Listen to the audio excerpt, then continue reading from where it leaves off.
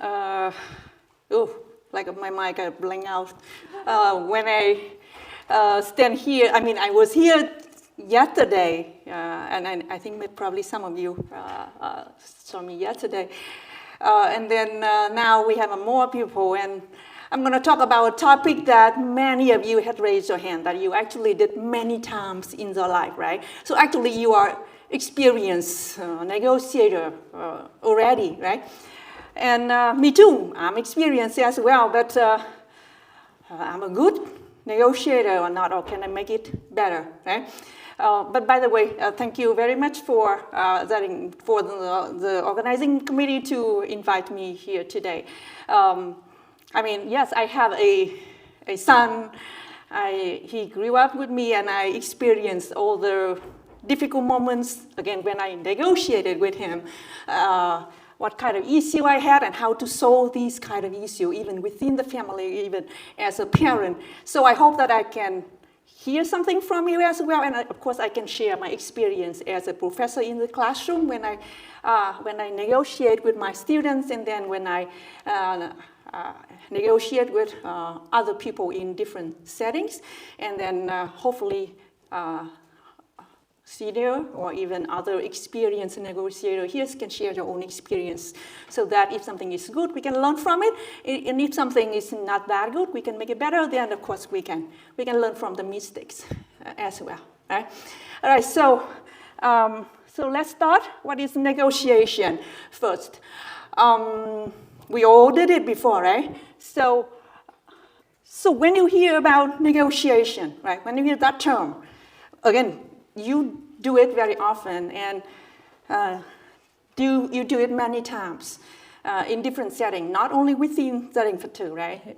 You negotiate with people at work, with your colleagues, with sometimes, like Anh Phong as a doctor, he may have to negotiate with someone who's someone like a pharmacy with the medicine, whatever you're gonna. I don't know. So a lot of different scenarios, right? So when you hear, because some of us are working professionals, some of you are students. So when you hear about the term negotiation, okay, what comes to your mind first? Like what one word or two that come to your mind first? So that's the poll I put on there, so I want to see from everyone. But I don't know how fast we're going to solve that. So we can take the time to... Lawyer. So lawyer, because conflict, lawyer, compromise. Win. You want to win, right? What's the point? What's the point, right? Yes. Mediation. Agreement. Yes, because if you are successful, then of course you're going to reach something that both sides or all the parties agree to, right? So we have I just want to see the frequencies of those terms among all other members, so to see within this group of people how we view it. But at least at this point, we have something like a lawyer, like a professional negotiator, right? They do it for their life, right? They make it for a living, so they are professional. And of course, they must win, because if they don't, then they should not work as a lawyer, right? And we have a conflict, we have agreement, all these kind of terms. So I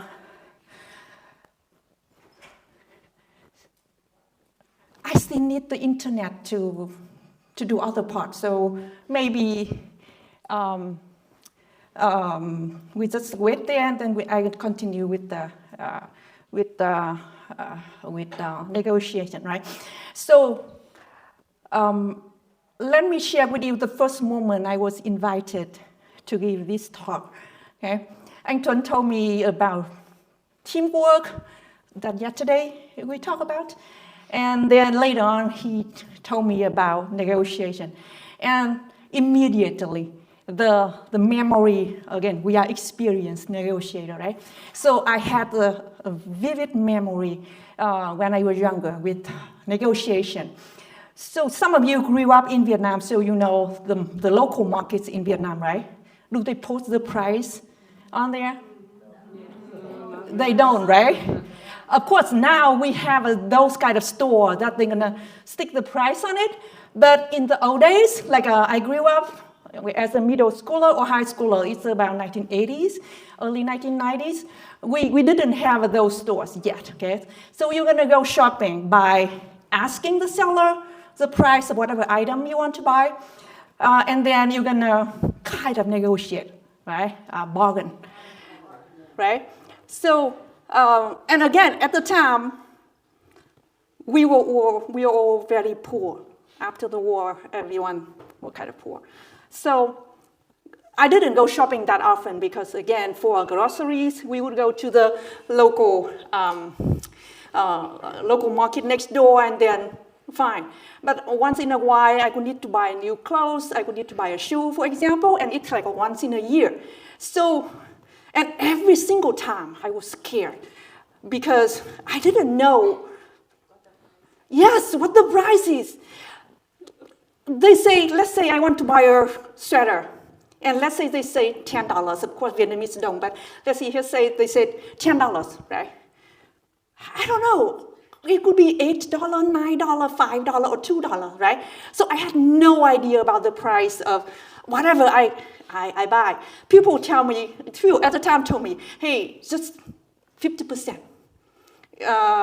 Normally they mark up a lot, so you just say half of it. So if they tell you $10, then it works. Thank you. So then told them counter offer with, like I say, $5. But I had all different kind of experience with that 50% magic number. It didn't work, right? Sometimes you say $5, and then they immediately, okay, take it, right? And then I would feel, oh no, it seems I overpaid, right? Because they immediately they could give the item to you, right? And some other time, if I say $5, some seller would say something like, "Chưa bao giờ đi chợ em," something like that to intimidate you, like you don't know the price of it, so that you kind of insult the seller, something like that, right? Or in some even extreme cases, they might, I know some of you may know, they might burn some piece of paper. They're gonna yes, no phang long, something like that, and it really scared me.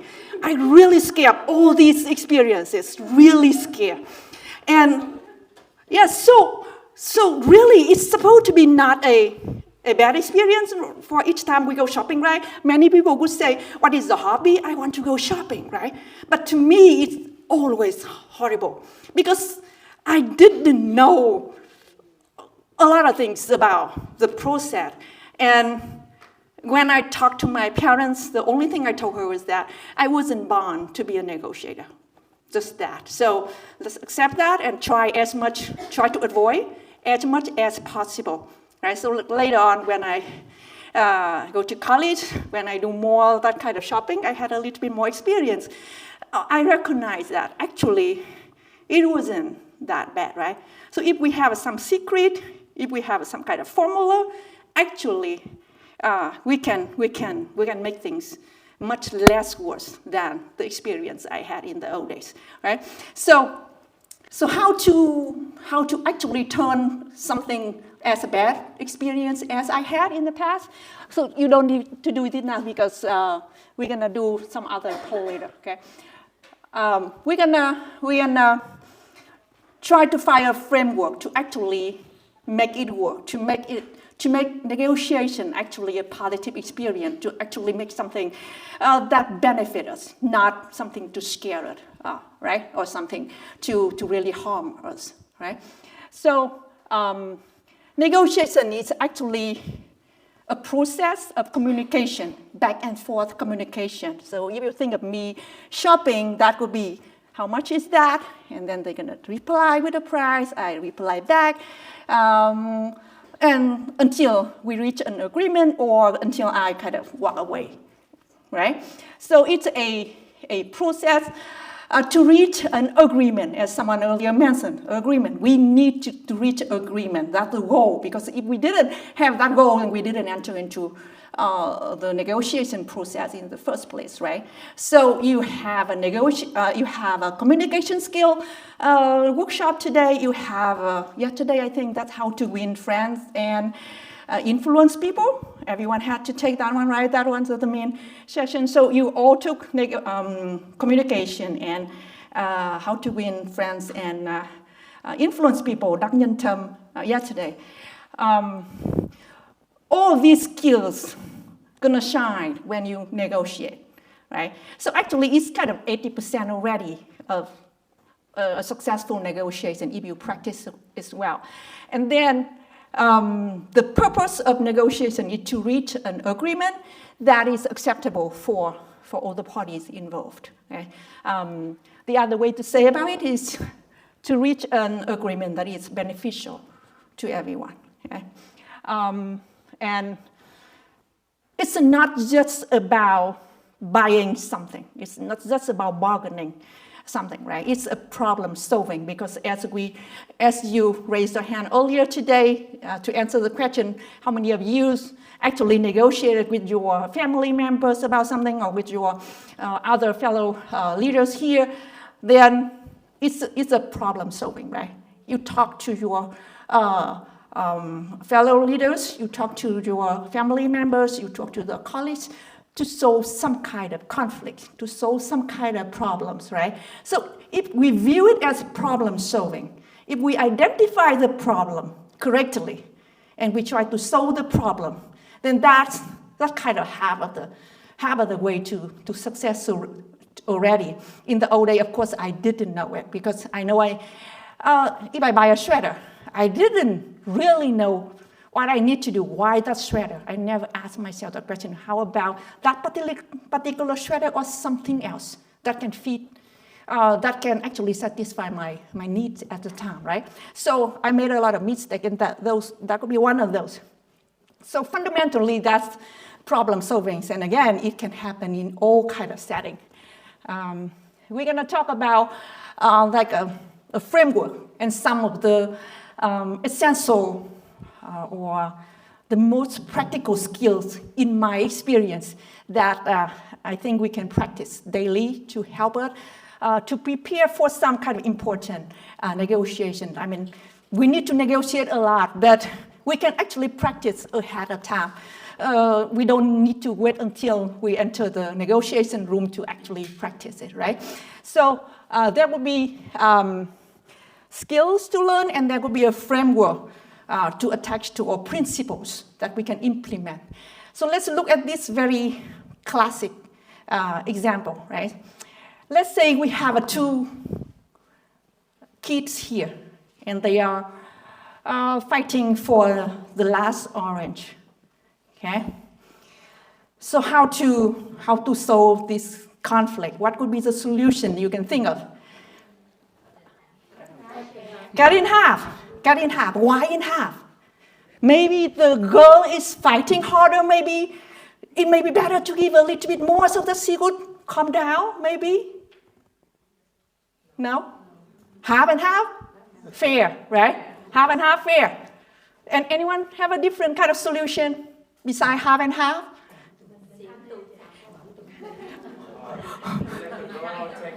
Let the girl take the orange this time, and next time when it's the last orange. This is the last one, let's assume. There's no more orange. Half and half, okay. But the way you mentioned is kind of something we can think of, because again, we can assume next time we're going to have another orange, right? So that is something we're going to touch on later. Don't assume we only have this thing to talk about, right? There might be other things very well relevant that we may haven't looked at. So that is one aspect a negotiator need to think about, right? You want to say something? I mean, aside from, half and half, I think is what most of us would do, but we can just tell them that we would take it away completely unless they come to some sort of I'm with you. I eat the orange. So the parents are going to eat the orange, right? I'm going to eat it, right? Between the two of you guys. That could be one way to teach them a lesson, right? Yes. That may be a solution. Yes. What if we offer them an apple? Does anyone want an apple? So kind of same approach. We may look over. We may look beyond what is on the table now. So that's another approach we may use, right?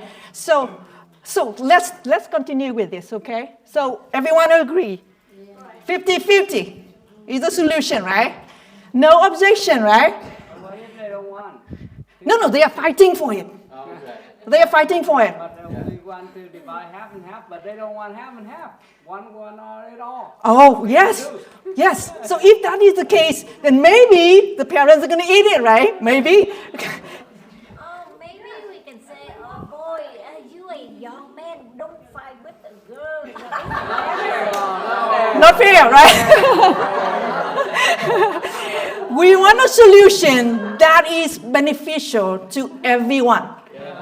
Right? So if we say that, the boy may say, okay, but I don't think the boy would feel happy with that, right?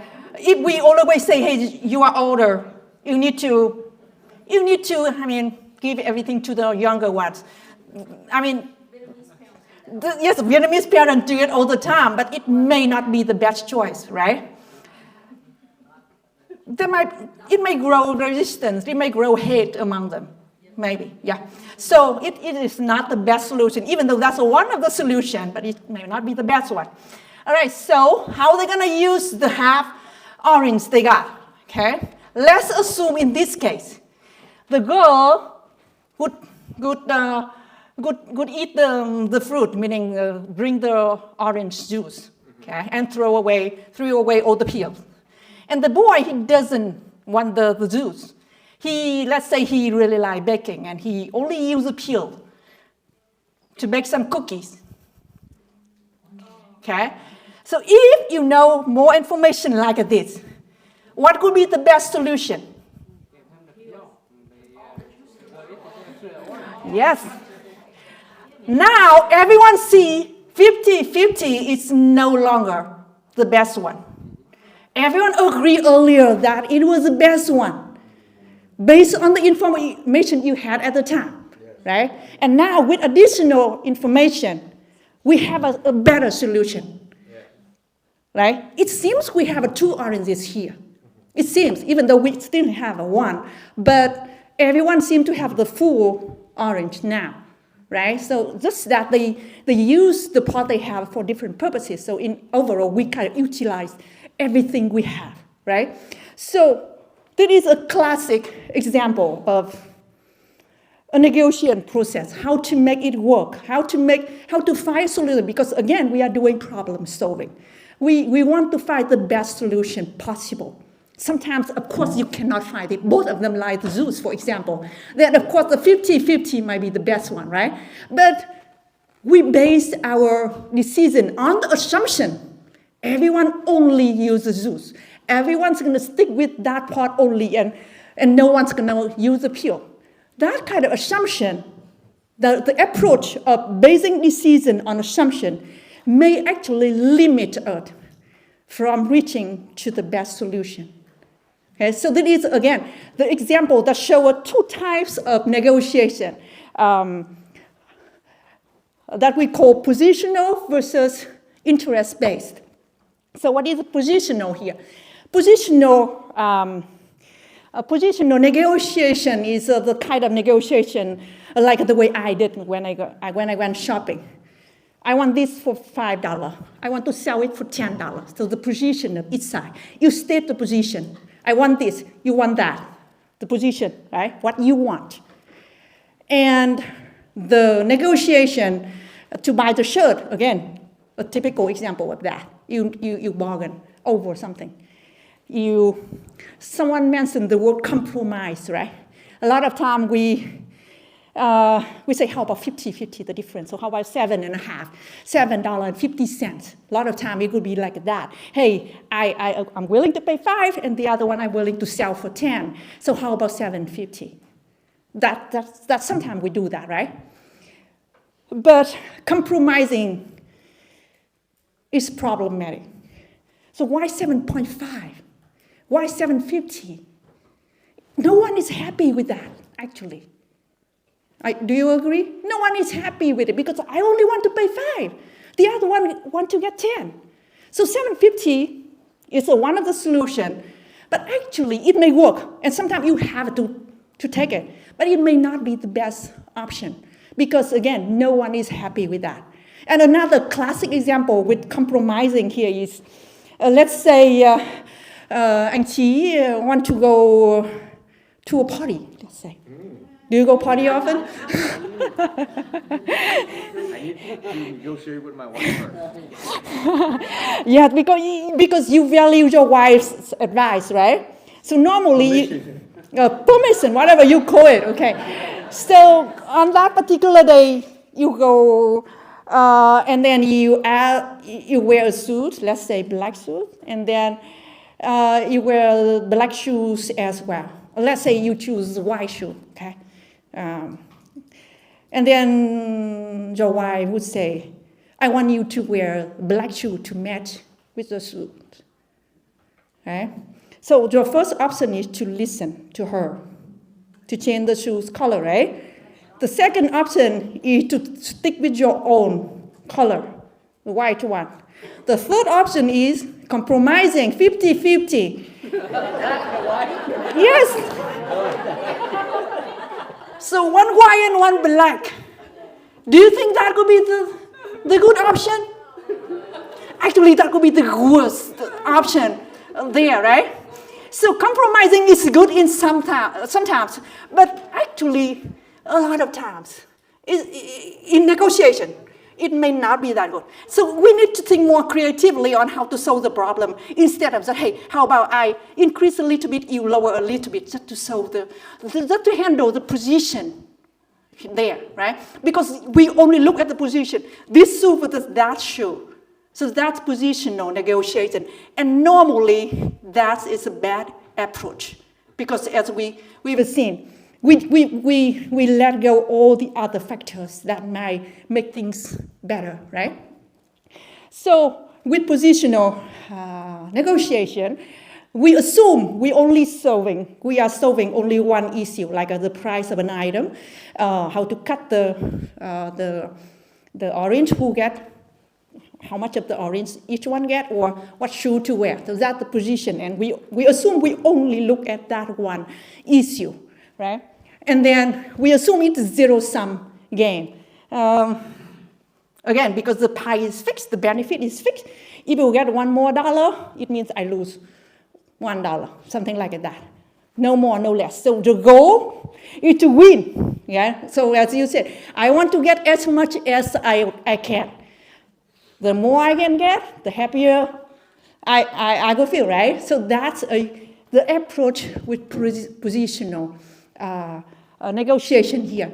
And we don't want to stick with that approach. Okay? We don't want to stick with that. We want to adopt, or we want to use this kind of approach that we call interest-based negotiation. In here, we try to expand the pie, the total benefit, before we divide it, so that everyone can get something more. Everyone can feel happy, so that we can have a kind of win-win solution. So that's the approach. Okay, so in this approach, we're going to deal with multiple issues. It's not only wearing shoe. It's about, the image. It's about the standard in the industry. If the party they require everyone to wear black shoe, for example, then you have to stick with it, let's say, right? So we look into all different kind of things instead of only look at the position. And we're going to focus on interest. What is behind? What is the root of why you come up with your position, right? So in the example of the orange, if we know the interest of the girl, that is for the juice, and for the boy, that is for the peels, then We know the interests of both parties. They don't want half of the orange. They want some juice. They want some pears, actually. So if we know the interest like that, we can come up with a better solution. So the first time we said 50-50, we didn't know the interest. We didn't have much information.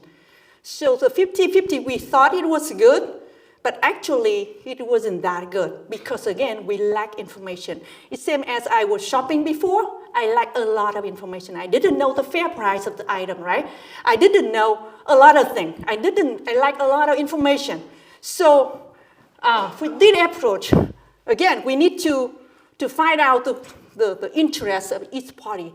And then we solve the problem, whatever problem the two parties, whatever the interest they have, we try to find a solution so that everyone can satisfy, can have a kind of benefit out of the deal.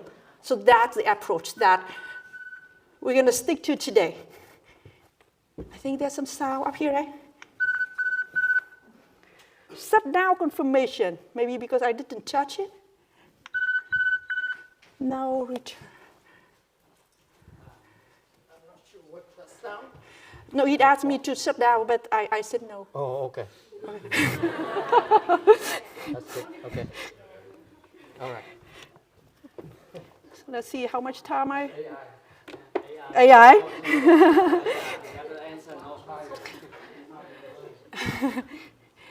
So to illustrate the point, that is positional. You want to put the position to yourself, and then instead of doing that, you're gonna sit on one side of the table because you want to together solve the problem that benefit both of us. So actually, we're gonna treat each other as partners. We want to collaborate with each other. Exactly what you are doing when you are, let's say, planning this workshop, for example, right? You sit together. You don't think you have to win. Nothing to win here if you discuss with anh Phong, anh Tuấn, and everyone else in organizing the committee. Sorry, Angie. Right? So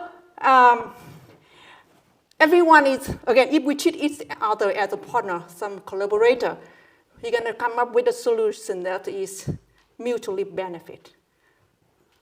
Good for all of the parties, right? So that's the approach, that's the framework I'm going to introduce today. Just to give you an idea, again, if we want to do well in something, if we want to be successful, we need to know the goal. And the goal is not the position. The goal is to satisfy our interests, to make the pie bigger, to make the benefit of everyone involved bigger. Okay? So once we get the goal right, we're going to try to find a way to get to that goal, right? Because if we set the goal wrong, then we would not get to the right solution or to the best solution, right? So we're going to stick to what we call interest-based negotiation. And the framework for that is this. It is from the Harvard.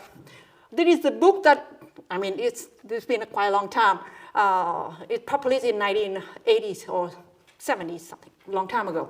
And it set the framework for negotiation. And at Harvard now, they're still running negotiation, what they call negotiation project.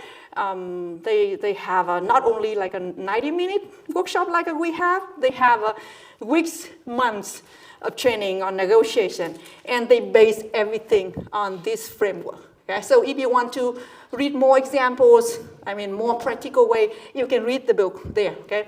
This is a kind of foundation. And of course, there's a lot of other books you can read, but that is the foundational one. And this book laid out 4 principles we should stick to in order to be successful with negotiation. The first one, separate the people from the problem. And then the second one, we focus on interest, and we just mentioned. And then the third one is generate options for mutual gain. And finally, we need to stick to some objective criteria. So we're gonna go over those principles, and along the way, we would look at we will look at the skills you may need to develop in order to successfully implement those principles. Okay, so the first principle separate problems from the, separate the people from the problem. Because in any negotiation, we would have the conflict, if we can call it that way, or the problem that we need to solve, the substantive issue, okay? Again, what shoe to wear, how to organize this workshop. I need something to wear so that I will not cold, right? So maybe buying a shirt is one way, buying a sweater is one way, or something else, right? So that is the issue we need to solve, right? If you have a supplier, then you go to, then you need to negotiate a contract for the company to purchase supplies from the suppliers, for example. So that's the problem you need to solve, right? And then we always have the other factor in any negotiation, that the people who do the negotiation, that's the negotiator. So anything belongs to a person, and that belongs to the pupil problem. So not problem, but pupil problem or pupil aspect, right? So let's say I go to the negotiation table. Then I bring with me my personality, I bring with me my emotion, I bring with me the relationship, I bring with me everything that is human, right? And on the other side, same thing. They may be a person who are aggressive, they may be a person who's defensive, they may be a person who nice, they may be a person who doesn't want to listen to you, look down on you, right? We may have all different kind of other parties. We may have the other party who are all good, like you are in the wedding photo, who want to make things better, right? So in here, the shop is a lot easier because you have the good people on the table with you. Everyone is willing to listen. Everyone have the same goal. So that's excellent, right? But in many other settings, you don't have that. You don't know the other. You don't know the other side. Who's going to represent them? Who's going to negotiate with you? And what could be the personality? What could be the characteristic of that people, right? So with every negotiation, then we have the problem we need to solve, and then we have the people that negotiate on the table, right? Our first principle here, we need to make sure we're going to separate the people issue from the problem that we need to solve, right? Think that we have a goal to reach, right? We need to find a solution. So if the other person is aggressive, if the other person is bad in whatever way, doesn't matter. You have the goal to reach, right? So that's the first rule. Don't think, it's not just because that's informal, I'm going to say whatever he asked me, right? It's not about his character. Maybe I'm going to say, if you ask me something as a doctor, right? But in other setting, yes, we don't just say because the person is someone you respect, for example, or again, we need to separate the people from the issue. We're going to be soft on people. We're going to be hard on the problem, meaning we're going to focus a lot on the issue we need to, the main problem we need to solve, and we're going to take the pupil problem very softly, right? And of course it's important because, you know, when we lose control, when we let the emotion consume you, then things may not get good, right? We cannot come up with good solution, right? We may, well, if you feel too disappointed, you may want to walk away from the negotiation table, leaving your problem there unsolved, right? You have something to solve. So be soft on the people and be hard on the problem. That's this principle is about. And actually, for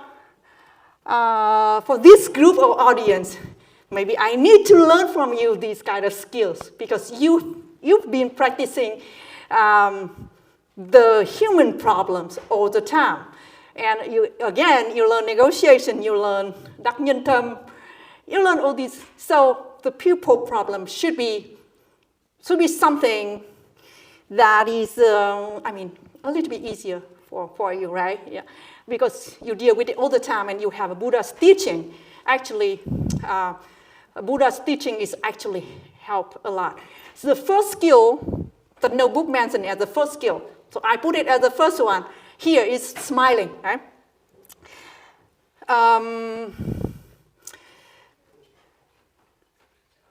I grew up going to the temple once a month. I didn't have a wedding fatigue, of course. Instead, I went to the temple on the first day of each month, and you can guess what I did there, right? I'm going to put some fruits on the table. I'm going to put some small amount of money on the table, and I'm going to ask the Buddha, please give me good grade, please give me money, so, good health, all that kind of thing, right? I'm going to ask the Buddha to help me with a lot of things every month. That's all I did growing up. Okay, I have no lesson. I didn't even know Buddha is something real. Okay? So only when I got married, then I learned about Buddha's teaching. Only after that. So actually, my experience with Buddha's teaching, the total time of practicing is probably way less than the time you actually practice here. So the first time when we moved to the state for my PhD study, I went to a temple in Louisiana, okay? And I think that's the very early day. I don't know it's the first day or not. The monk, the thầy at the temple, he told us, and he didn't tell it often, but at that point he told everyone, you need to practice smiling. At least one every day. Okay? Or at least, if you want to do it more, at least one time to everyone you meet. Okay? If you feel too intimidated meeting some strangers, or too many strangers for you to practice smiling, you can actually choose someone. But you should practice smiling every single day when you are happy or when you are not happy. Okay? Whatever happens, practice smiling every single day. Okay? And later on, I think thầy Nhất Hạnh and many other thầy, I've kind of taught us to do that as well. So what I did with smiling is easy, right? Do you think so, or difficult? Anyone have some kind of experience with smiling before? Easy or not? It's easy. It's hard. So the reason why I say it's hard is because when you force to smile, sometimes it's when I see myself in the mirror, it seems fake. Fake. And I think people can see it. When people can see it, you don't want to force out a fake smile, right? That's the reason we need to practice. See, if it's easy that we can smile, a genuine smile in any condition, then if we born with that, then we don't need to practice, right? So you want to try something with me to help me, okay? So let's say we are on the negotiation table. I'm sorry, you sat back there and then you were asked to move up here. So when in the classroom, anyone in the back, I tend to call them more often. But for here, I'm going to call you, okay? So let's say we come to a negotiation table, okay? And let's say we greet each other. Hi, how are you doing? Good, how are you doing? Good. So a little bit smile, right? Mm-hmm. Good.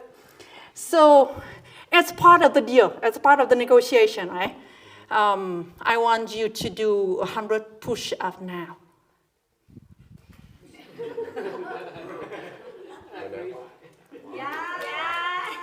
Yeah. What's the reason? What's the reason? You don't want to do it, right? I mean, I can do it, but you gotta know the reason. Excellent. It's good for the health. Research shows that if you do 100 push-ups in front of 80 people, it's gonna help you to live 10 years more. Yes, research shows that. Can you cite it? I don't bring it with me, but later I can show you. I'll do it later. You can do it later. However, the deal asks you to do it now. I can't because you can't give me. So it means you don't want to solve the problem. How about this other choice, okay? You can do, how about 200 push-up? And then I'm gonna lower the price by, let's say, $20,000. If you do, 20,000? let's say we are negotiating on a contract, right? Because I really want to work with those who can do push-up a lot. Then I'm gonna lower the price a little bit. Can I do 200 now? How about, okay, how about I do 100, you give me 10,000, and I'll do 100. So you are kind of bargaining over that kind of position, right? Right. So when I asked you to do 100 push-ups, right? You asked me why, right? If I explain it back to you, do you think what I said was correct about the research shows something? No, it's not correct.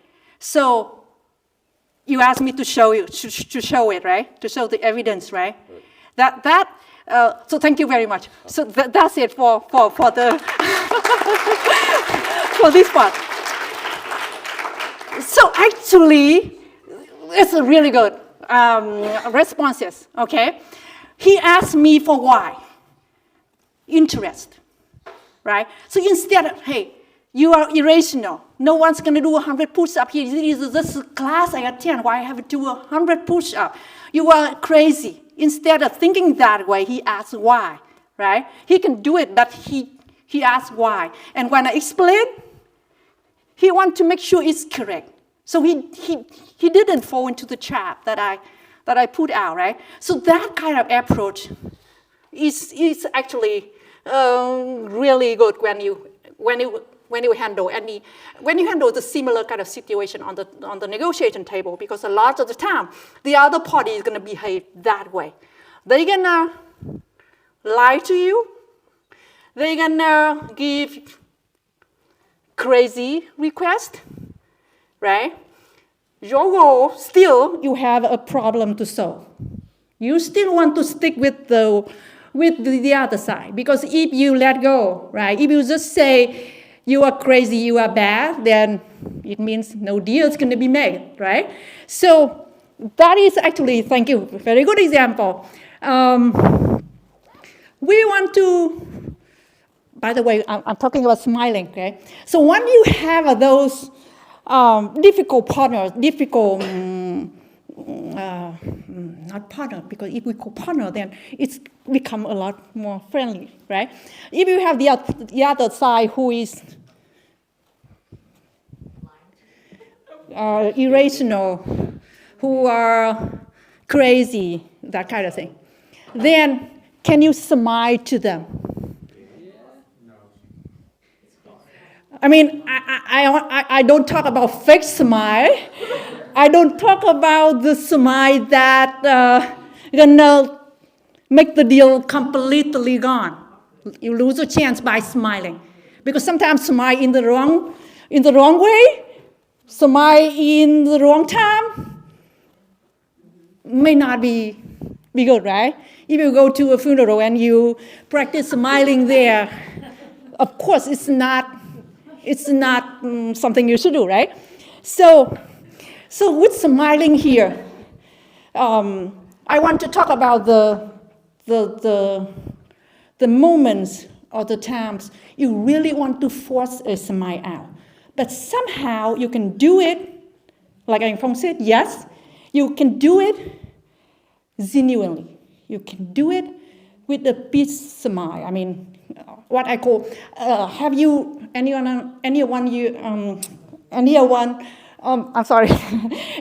of you have read the book How to Smile by Thầy Nhất Hạnh? Some of you, yes, right? I didn't read the full book because I was attracted to that book by the advice to practice every day. He talked about smiling, like an inner smile, half smile. A little bit smile is enough. You don't need to ha-ha. You don't need to force out a big smile, right? However, in order to push out a smile, even in a smile or just half smile, you need to release the tension first. You need to release the emotion first. The other side is crazy, right? We got frustrated. We need to let the frustration out first before we can actually force out a genuine or inner smile, right? So if we practice this, then actually it's going to help in those critical moments. You can smile with anyone if you no longer hold any kind of judgment or thinking, oh, that guy is hard, I'm not going to smile with that. If we can let go of all these kind of judgment, if we can let go of all the kind of perception, we can smile with anyone. Agree? So, and actually, I would like to share one kind of practice that we do at home. I don't know if anyone would do the same thing, but after we had the lesson of, not the lesson, but the advice of practicing smiling at home, then we turn smiling into a kind of magic word at home. Whenever, again, me, my husband, and our son, Duke, whenever we tend to get into argument, something may turn heated, okay? Anyone call that word, then others have to smile, okay? You have to do it because we talk to each other. Let's agree that this is a magic word in the family. If I ask you to smile, you have to, okay? So we are arguing with each other, right? I'm having a lot of bad emotion with my son. Let's say he did something bad. He played game for 5 hours, let's say. And I want to, again, give him a lesson. That's most likely parents could do, right? So crazy, you don't study, you play game all the time, you stick into the room, you didn't do any chores at home, that kind of thing, right? I'm on the way to release all those kind of thing. And if he should stand and listen, right? But if he has the courage to say the magic word, I have to stop and smile to him. And same thing, the same rule applies to others. And actually, for our family, it worked. Recently, luckily, we didn't have that much of tension because he passed the phase of I don't know, you all went through it. Yes.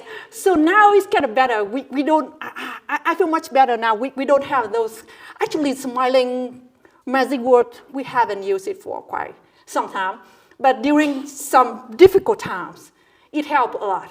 And it asks us to actually let the emotion go, okay? And once we can let the frustration or anger, once we can let those things go, then we can focus on the main issue. Why you did that, right? Why you behave like that? Maybe because you need some relaxed time, maybe we need to go out, or maybe, again, at that point, things become way easier.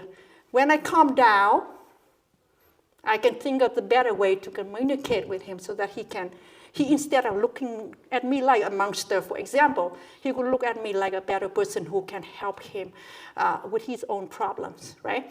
So I put smiling for that reason, to handle the pupil problem, because we need to overcome those emotional moments. And if we practice smiling, again, inner smile, is enough, then it can help a lot in calming down. I think in the book they have those quotes that I always, because I listen to Thầy Nhất Hạnh, only the YouTube videos, some of them, not many, but I kind of hear his voice in my head. Like in the book, breathing in, I calm my body. Breathing out, I smile. Just that.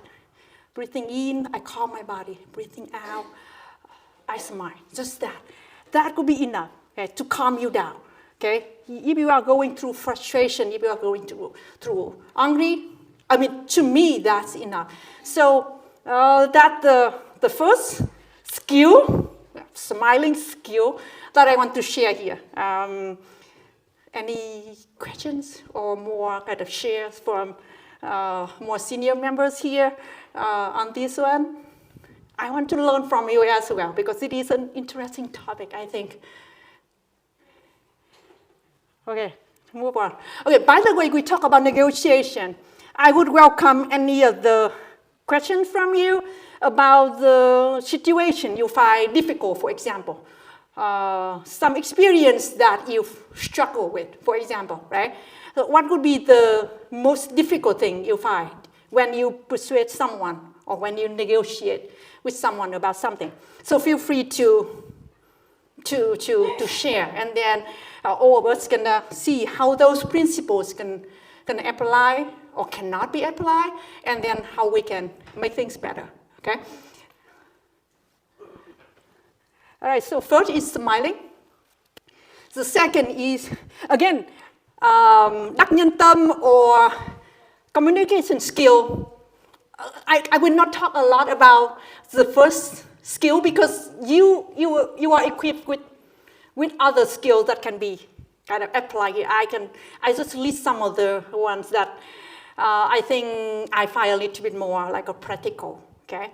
The second one here is just to switch from you to what you can control, I, okay? So let's say someone turn in, again, you work on a project, you have a deadlines to meet, like at different stages. And then let's say a member always submits something late, past the deadline.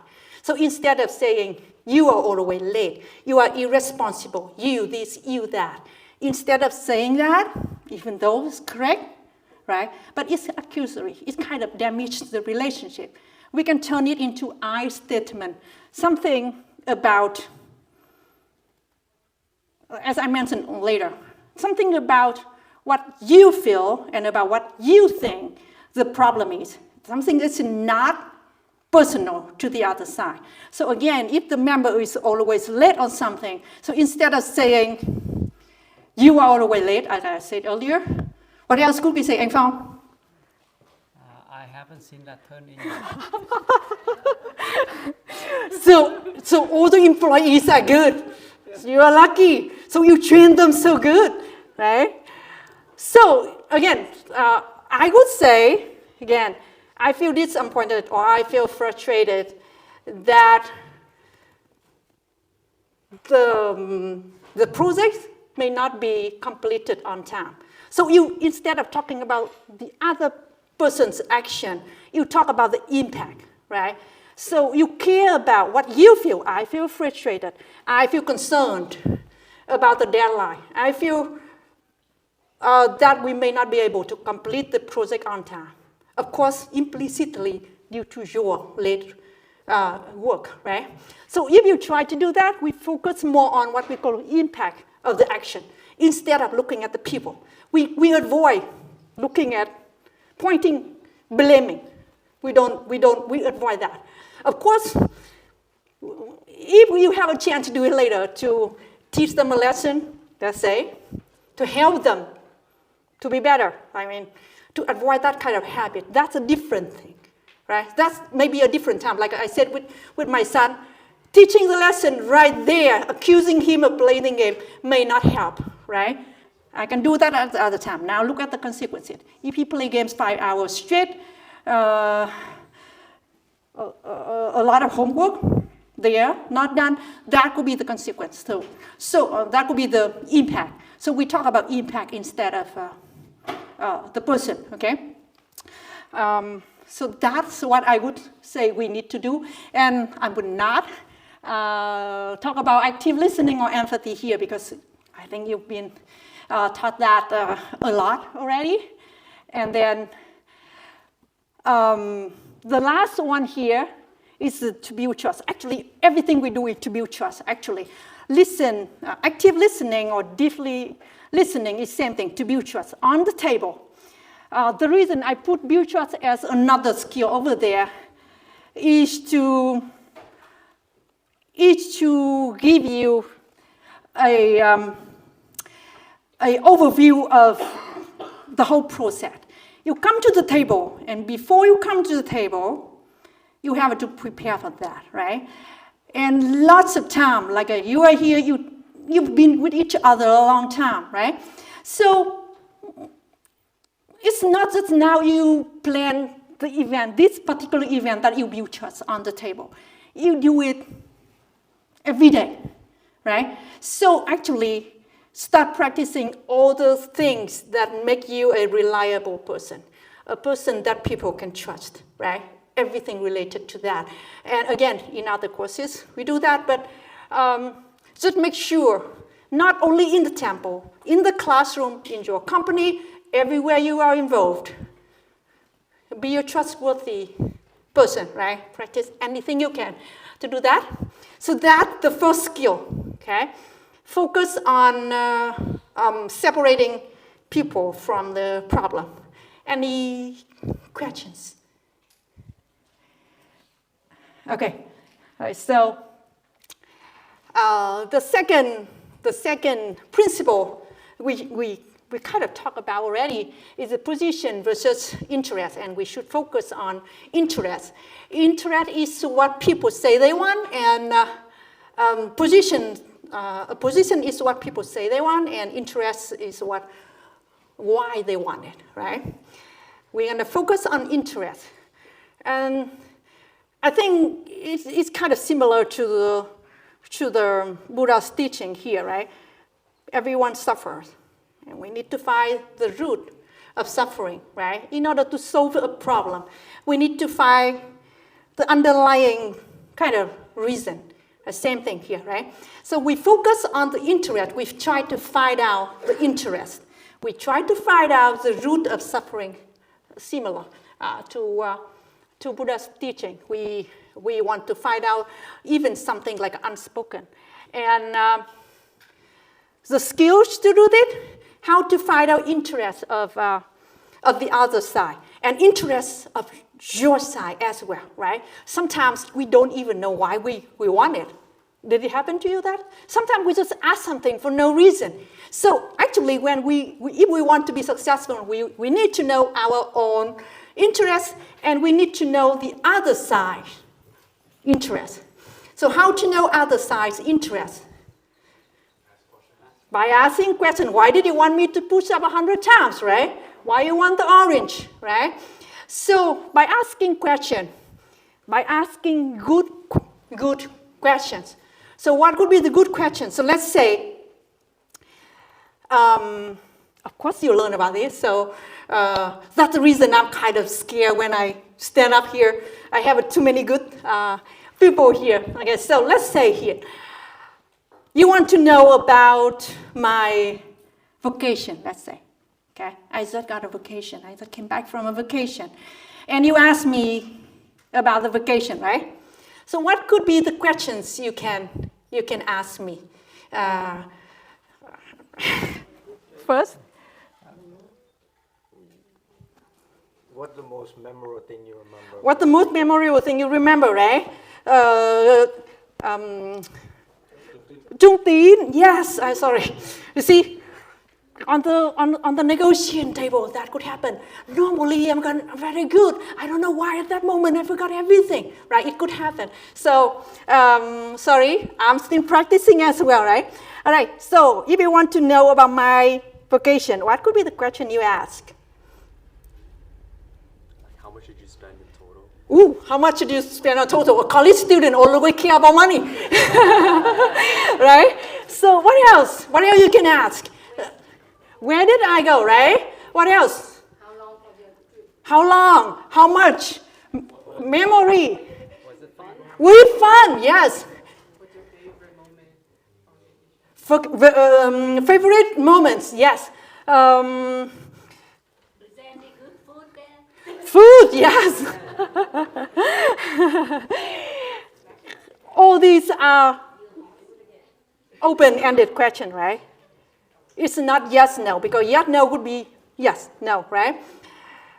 You want to be as open as possible, okay? So I would advise, okay, of course, on the negotiation table, you want to know as much as possible. All the questions you should ask, oh, very good. And at some point, we could ask them, So I would like to share my advice, my experience. The question you want to ask, because what do you want to know? You want to know, you actually don't want to know the vocation that much. You want to know, because they are the other side of the table. So you might want to go, what are the aspects of that particular activity that is relevant to your problem here, right? You want as much relevant information as possible, right? So maybe where I go, how much I spend, memory, favorite moments, all these are important. But maybe you don't need this kind of information that much. Buy something, because you want to know more about them, right? So you ask questions as open as possible, right? So maybe something like, tell me about your vacation. Something simple like that. And I may say something about the most memorable memories, the most favorite moment. I may say about those. Yes, so I'm going to tell you about the moment that I remember the most. Right? Or I can tell you about something that I think most helpful, for example, instead of the thing I like the most, but something I find helpful the most, for example, right? So I'm gonna tell you the thing that I want to tell you the most, and it tells a lot about me, because that's the thing that really I want to share first. Right? It's not about how many days, may not be about how many days, it may not about other things, but it may be about how I met a girl on the airplane. So actually it's not a destination yet, right? So just on the way I meet someone, and now I text with her all the time, for example. Just that. So as open as possible. And normally, tell me something about it. Would be something really open. And after that, if you still, again, like a police officer, you're going to ask where you go, what you did, something like that. What is the food, for example, right? Again, if you know some particular information, you're going to ask for that. But if you want to know more about the person, if you want to dig deep into the interest, then ask as open a question as possible. And of course, if you are getting stuck on the problem you are solving, you may ask what concerns you the most, for example, right? So those kind of open, really open questions would help to open the door for the other side to share the interest, because the goal of this part is to find out the interest. So asking open question, okay? A little bit here, even though we want to know the why, we should be a little bit careful with asking why. So again, let's say Duke came home back late from some whatever activity. Why did you go home that late? So the implication over there would be something bad, right? Right? So even though it is bad, but the question also implied it is bad. And again, we said we want to separate the pupil problem from the issue, the main issue, right? So you don't want to feel accusatory. You don't want to feel that you are accusing the other person for doing something crazy, for example, right? Why did you do that? Why did you come up with this number? So by asking, let's say they ask you to pay $100,000 for something you are discussing about, right? Why did you ask that? Of course you can ask that, right? But instead of asking why you ask for that, you may change the why question into the what question and sometimes the how question, right? So what reasons lead you to this number, right? You can ask that. Like, yes, what are the factors you take into account to come up to this $100,000 number? So something like that. You make the question neutral, right? Asking why may make it, again, a little bit on the negative side. So be careful with why. Unless, if they are doing something that you feel good for you, oh, we're going to offer you this discount without you asking it. And you may say, oh, why did you do that? Then, of course, that could be good. You are kind of appreciating the other side, right? So there's some kind of emotion in the why question. So it all depends on how we ask the question as well, right? So be careful with that. I want to see the time. I have a lot more, so 15 only? 13. Right? I'm sorry that you've been having 2 days of workshop, right? So when I entered the room, I thought that probably I had to do some kind of warm-up. But then I see you singing and then doing all these kind of things. So probably you know how to warm yourself up. You know how to bring the positive thinking or concentration yourself. So that's good, right? So bear with me for another 30 minutes, okay? I don't know if you think about this, but sometimes asking a question that you expect a no answer would be a way to make the other side talk more, because the goal is to find the interest, right? The goal is not chit-chat. The goal is to find the interest. We want the other side to share as much as possible, right? So sometimes if you know that the answer is no, you may want to ask that instead of yes. A lot of times people say, ask a question that the other side would say yes. Then they're going to feel happy. But actually, in this particular situation, when we want to know interest, a yes question may just be a yes question, and that's it. No more. You don't gain any more information by a yes question because you know it already, right? You know more. You want to know more. So something like this. I don't know, because you sit here so convenient. So let's say, right? Let's say I know anh Chí here, and I know Nga, right? Let's joke a little bit here. She's the boss at home, and but anyway, he's happy with that, and they are a perfect couple, right? So the other day, some of the friends, let's say you go by someone else, right? And I would ask, do you have a crush on her, for example? I know you don't, right? I know you don't. I know that. If I know you do, I don't ask, right? But I know you don't. So I would pretend I don't know that you don't, so that I would ask, do you have a crush on her? Then, what's the answer? No. No, strong no, right? Strong no, right? But because I asked you here. It's on record, that's why. Yeah, but because I asked you here, right? Your wife at home may hear it. She may ask, you say no, but I hear it's kind of weak. It's not strong enough. Do you have a crush on her? No. See? You want, of course, when you say no and you want to really emphasize it, you're going to tell why. You're going to explain it. I already am married, right? Or if you haven't married, you can say the type of the woman I want, let's say short hair, let's say, okay? So you're going to come up with some kind of explanation that really tells something more about yourself, right? So you kind of ignite more discussion, ignite more kind of storytelling here.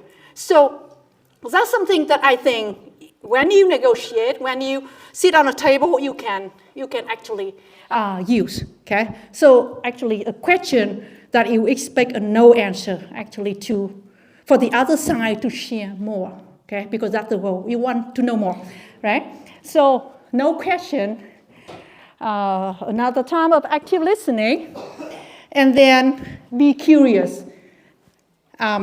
Two things, we talked about this already when we discussed the orange example. We assume both of them like the juice, the orange juice, right? So we made decision based on that assumption. And it turns out the assumption is wrong, right? And it happens very often that we come to a table, we come to a discussion with a lot of assumption, with a lot of kind of wrong perception. Do you agree with that? We think we know something, but actually we don't. And I heard that Anh Tuấn just shared with me before the class that in some today's lecture, someone asked, again, I didn't attend myself, so he said something like, someone asked Thầy about if you have a person who doesn't listen, right? If you have to deal with someone who always thinks he knows everything, how do you deal with that, right? I asked Dick at home, hey, I'm going to have a talk about negotiation, and I'm going to use you as an example. And he said, what? What example? Because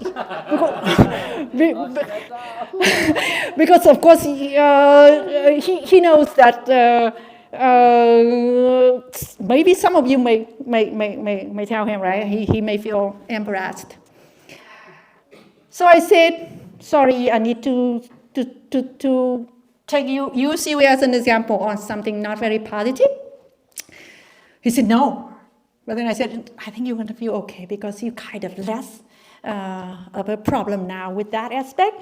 But what I'm going to tell people is that a lot of time, you think you know everything already. Parents don't know. Parents is outdated. Parents only know what they do. Parents don't know us, the younger people, right? At school, we don't speak the language you speak. At school, we learn different things. So you don't know me, and I know everything I need to know already. That kind of attitude. Do you think that kind of common, that common, but that kind of, we see a lot of that kind of attitude in the younger people. We really think we know something. And actually, even me, or even some of you here, when we have a more experience, we still fall into that kind of thinking. Oh, I know that person already. Oh, I know kind of everything already, right? So and then again, we base decision on the assumption. Before we enter the negotiation table, we assume a lot of things about the other side, right? Some of them may be correct, some of them may not. So to make sure our assumptions are all correct, because we need the good information for the good solution, right? So what we need to do, I put up on here, we need to treat assumptions as hypothesis. May be right. A hypothesis may be right, may be wrong, right? May be correct, maybe not. And if you treat your assumption as hypothesis, what do you need to do? Prove it, right? How to prove it? Maybe by asking the other side questions, right? Because if something is critical, you need to confirm it first. You can do it by searching, by doing the homework first, or by asking the other side, maybe before the meeting by emailing you, hey, please confirm this, please confirm that, or if it's about personality, it's about the way they treat people, whatever, then you can ask them to confirm the key information you use in making your decision, right? So treating all the assumptions like hypothesis.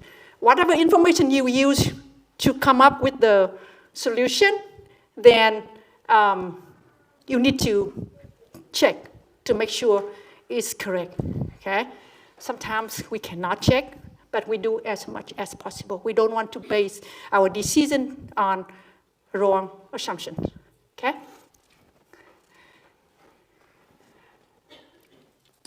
I'll skip this one. For your own interest, we talk about the other side interest, right? We ask questions. We want them to share as much as possible. In here, I put sharing their own interest as well. Be transparent. Let's go back here because I want to tell you. Let's say in the example of me shopping, I don't know the ongoing price of the shirt that I'm buying, right? I don't know a lot of information, okay? You are the other side. Would you tell me how much you paid for the shirt? You are the seller, right? You are the seller. Do you want to share more information? Or you want me not to know the information you have? You don't want to share, right? And it led to my bad experience that way. Because I didn't know, I made bad decision. I didn't want to come back to you in the future.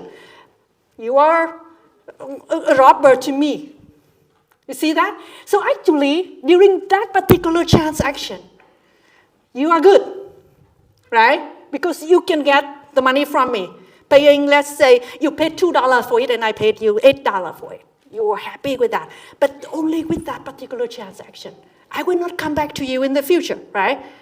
So, of course, some information are crucial that you cannot share, of course. But don't try to keep it as your advantage and then try to take advantage of the other, right? Because the reason I have a question is, did you ask for that information? Of course, that's a good question. Yes, we may ask for the question.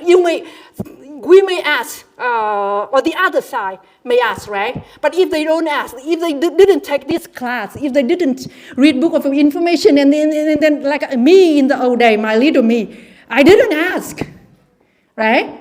So would you somehow volunteer to share, right? So you need to think about that as well, because the purpose is to reach a solution that is beneficial to you and to the other side as well, right?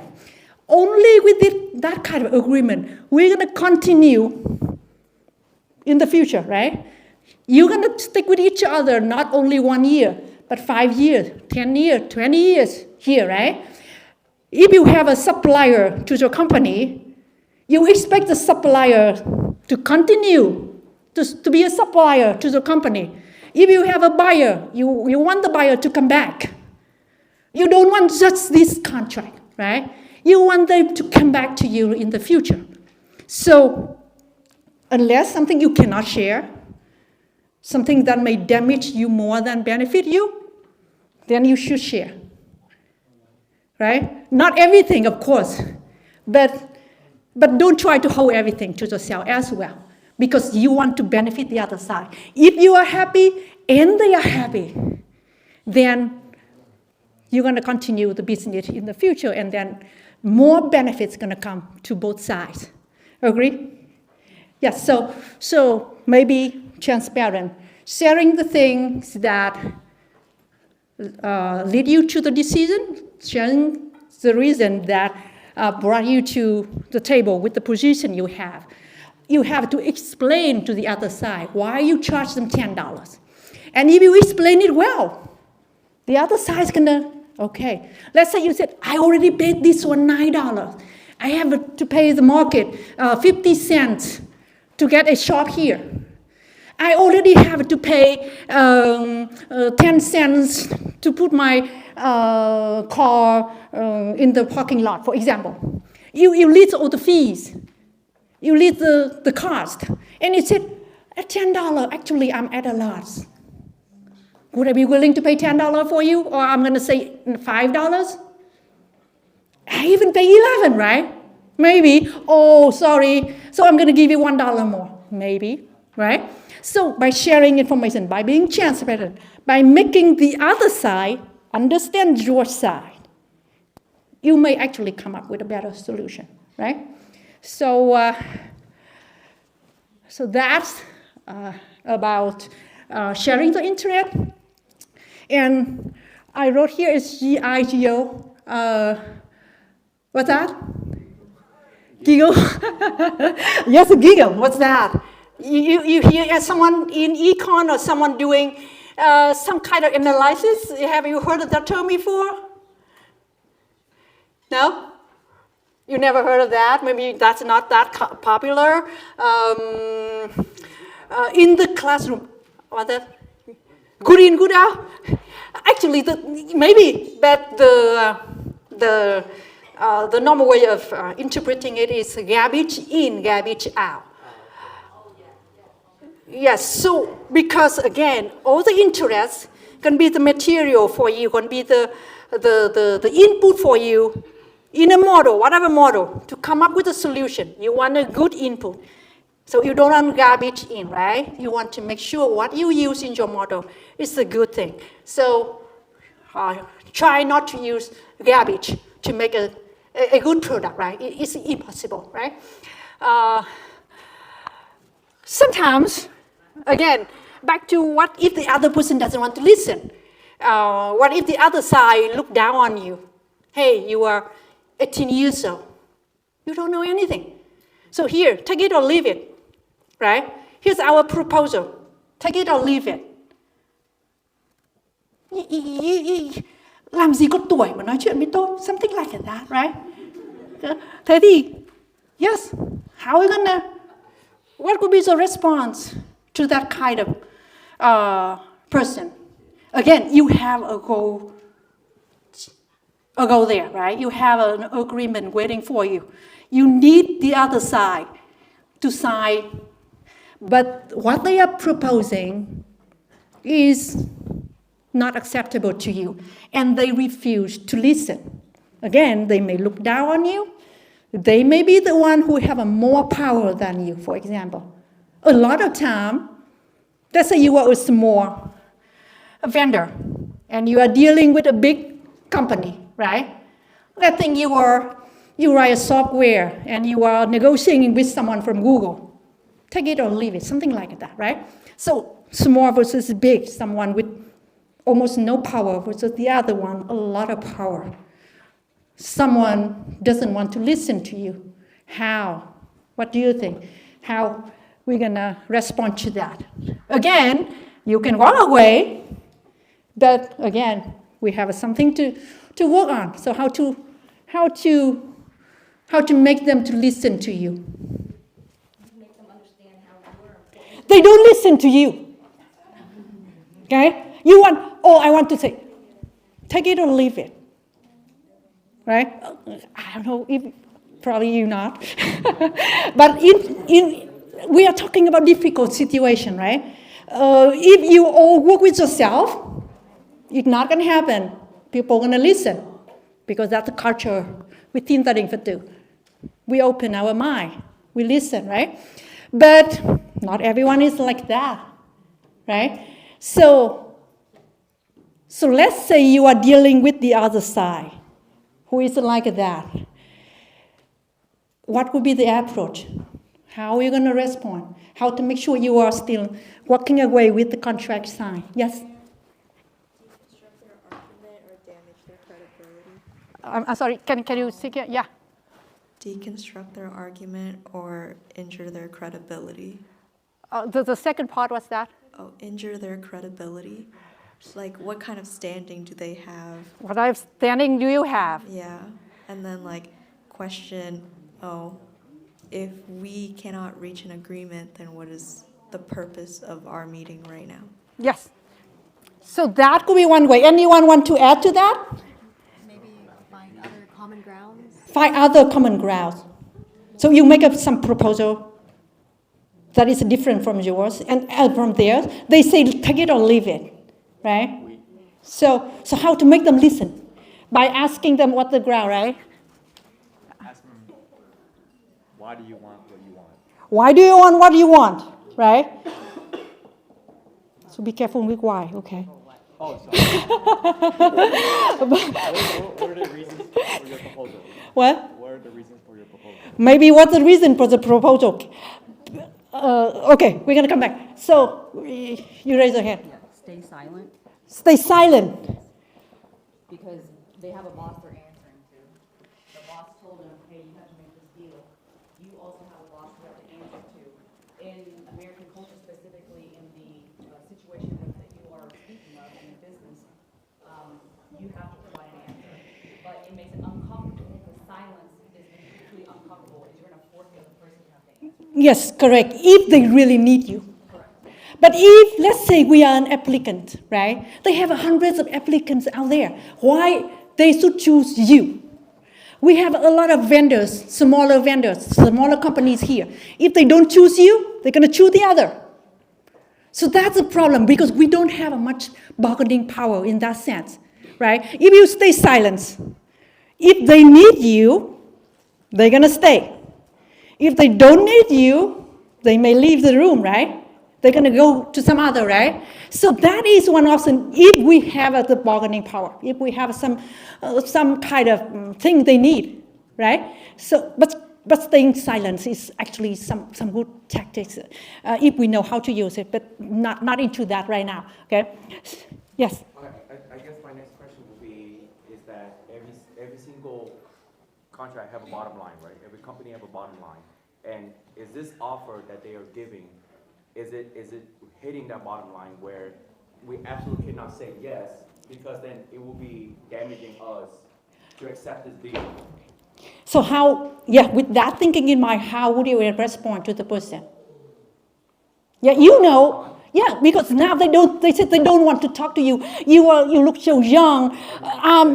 Yeah. Then like I asked you, so now it's hitting that bottom line. So I'm asking you, this is hitting the bottom line.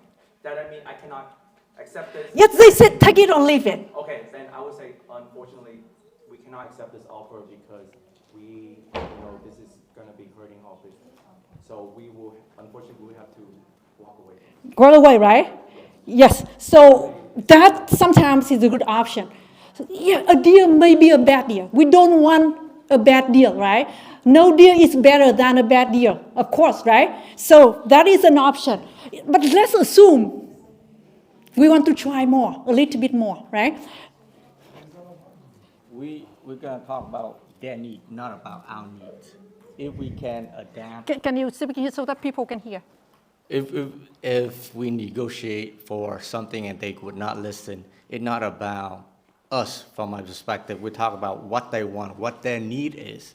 If we can meet their need, but they don't want to listen to you in the first place. No, we're going to ask them, okay, for example, whatever the contract is, what do they need? They need A, B, and C. Yeah. And if we're able and persuade them that we can meet that demand, we can meet their A, B, and C. So you are kind of expanding the pie. Yes, something there, right? expand it out. And when, like the question one of the guy asked, sell me this pen. The question you ask, hey, can you write a note without a pen? Mm-hmm. So you need me in order to write something.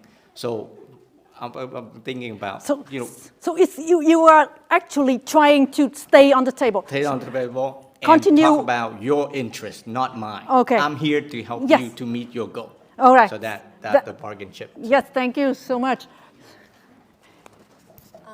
And also, like, doing that will kind of damage them as well as the others, because we don't want to sacrifice the quality.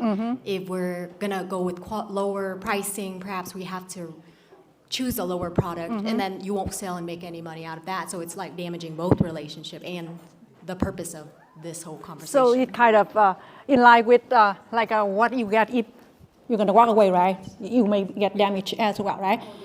Yeah. So I think all the solution are what you can choose from. But I just want to talk. So how many minutes I have?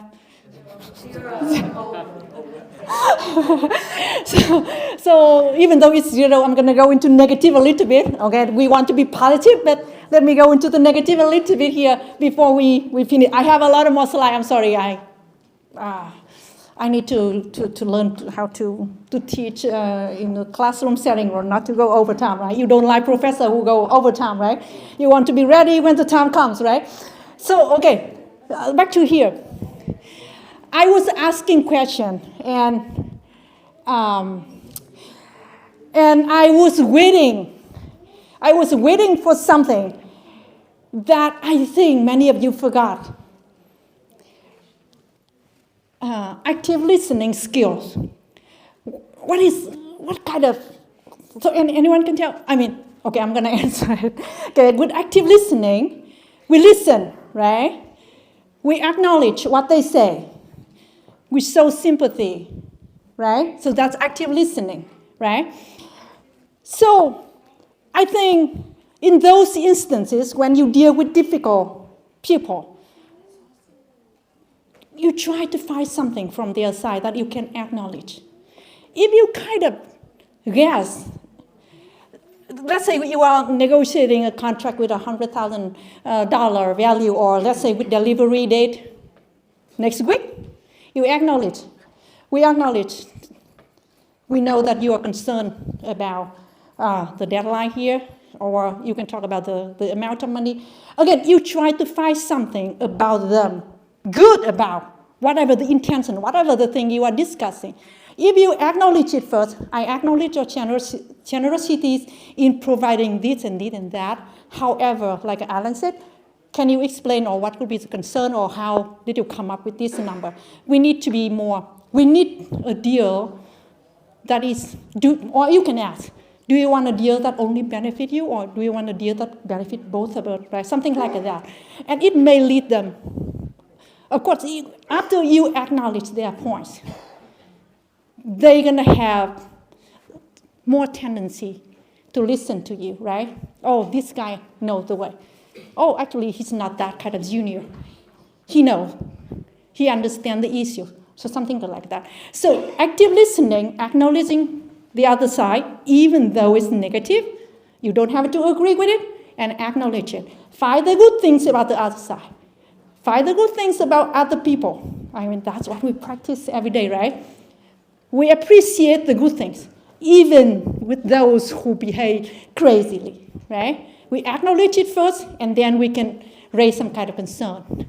I know it's negative, but no one forced me out yet. So I just want to, one more point, but maybe next time, if I am invited, I'm going to continue. Okay, so time is up, right? I'm sorry, I have other activity that I didn't have a time to reach to. So not much practice yet, but hopefully we're going to have some other chance to continue with this. I know I'm not a professional negotiator, but again, what we do today is put things together into a framework. We haven't finished the whole 4 principles yet, but well, hopefully, if you find it useful at some point, you're going to continue to actually look up for the remaining points or principles. They are kind of simple. Okay? As long as we know them, we know they are simple. Between know and don't know, the impact is huge different, right? So if you know them, then you can actually read about them and then practice. And I hope that you're going to be much better negotiator with all kind of setting. So I put it in the final thought here. I have a lot of slides, sorry, I couldn't reach it. So final thought here. Again, the goal isn't to win. We work together, we are partners, right? I know you put it in there so that you can ignite some kind of discussion. So thank you for that. Okay? The goal is to solve the problem. Problem solving. The goal is to solve the problem. It's always the main goal, right? So once we know that, we kind of 90% success there. Okay. So with that, thank you very much for your attention. Again, it's my honor to be here today, so thank you again. Okay.